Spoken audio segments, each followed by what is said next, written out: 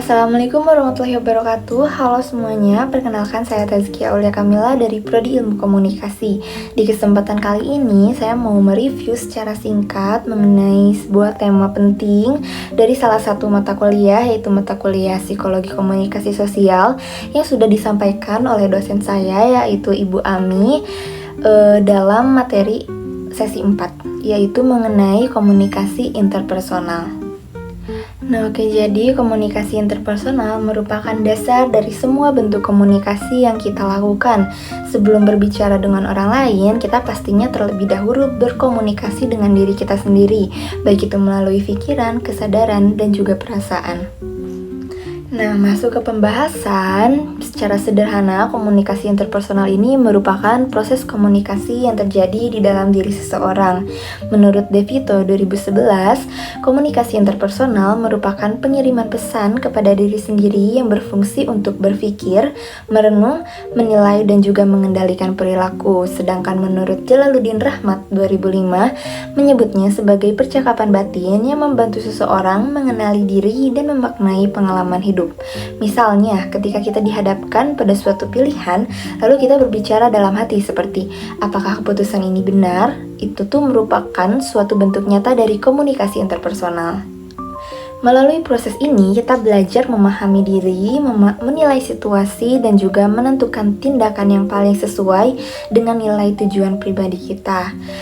Setelah mengetahui pengertiannya, mari kita melihat bagaimana proses komunikasi interpersonal bekerja di dalam diri manusia. Pastinya komunikasi interpersonal ini tidak terjadi begitu saja, melainkan melalui proses psikologis yang cukup kompleks. Ada 5 komponen utama yang berperan, yaitu sensasi, persepsi, perhatian, memori, dan juga berpikir.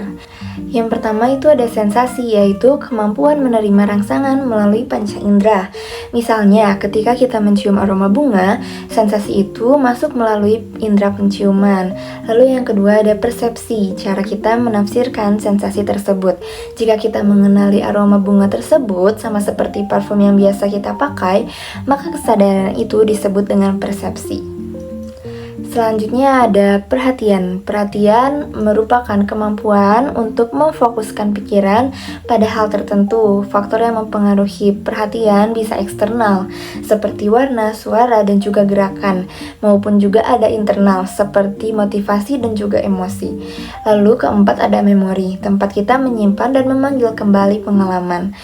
Proses memori meliputi encoding atau perekaman, storage atau penyimpanan, dan juga retrieval atau pemanggilan kembali. Lalu yang terakhir ada berpikir, yaitu proses mental untuk mengolah informasi, mengambil keputusan, dan juga menyelesaikan masalah.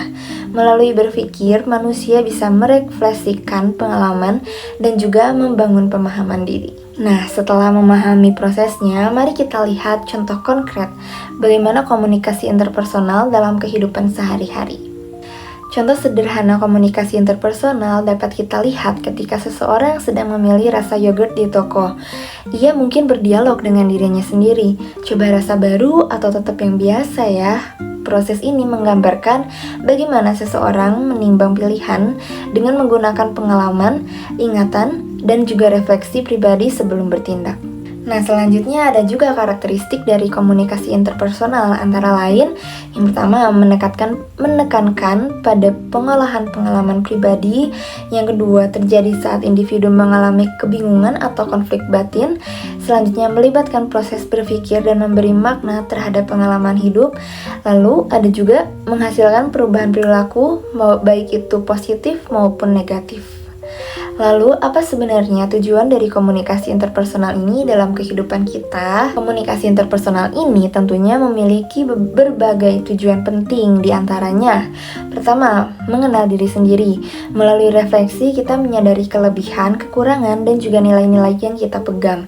Lalu yang kedua ada mengendalikan emosi. Dengan berbicara pada diri sendiri, kita bisa menenangkan pikiran dan juga mengurangi stres. Selanjutnya, membangun motivasi internal. Komunikasi intrapersonal menumbuhkan semangat dari dalam diri untuk mencapai tujuan. Selanjutnya, memperkuat pengambilan keputusan. Dengan menimbang secara sadar, kita dapat melihat tindakan yang paling tepat. Dan yang terakhir, meningkatkan kesadaran secara sosial. Ketika kita mengenal diri, kita juga lebih mudah memahami orang lain. Nah, dari sini saya belajar bahwa komunikasi intrapersonal bukan sekedar berbicara dalam hati, tapi juga proses mengenali emosi dan memperbaiki diri.